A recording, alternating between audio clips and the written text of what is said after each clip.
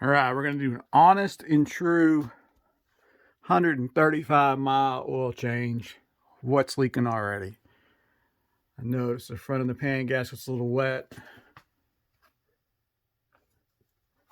I can tighten up the bolts, but usually that's usually the front crank seal. It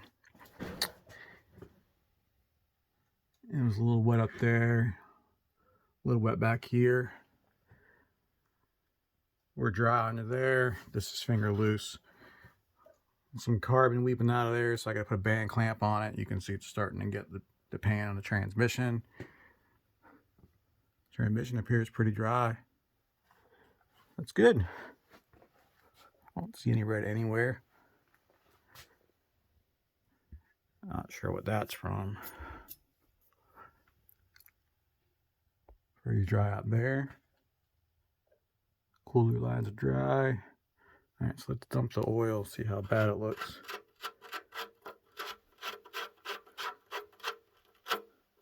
Here it comes.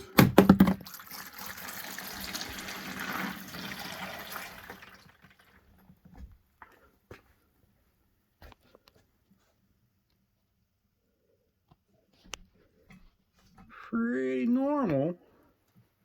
Yep, got some metal in there. That can be just from machining debris that's missed, that's baked into the block.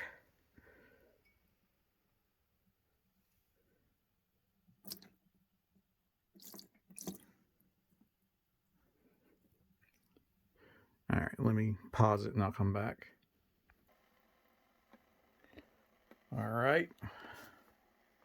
Notice the bungs on the bottom. That helps all the oil come out. Drain the filter.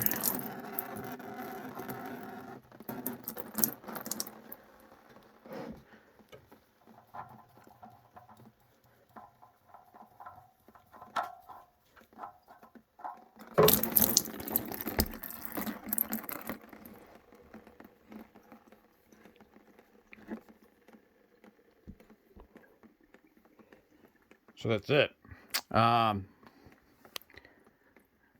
This guy's got very good oil pressure.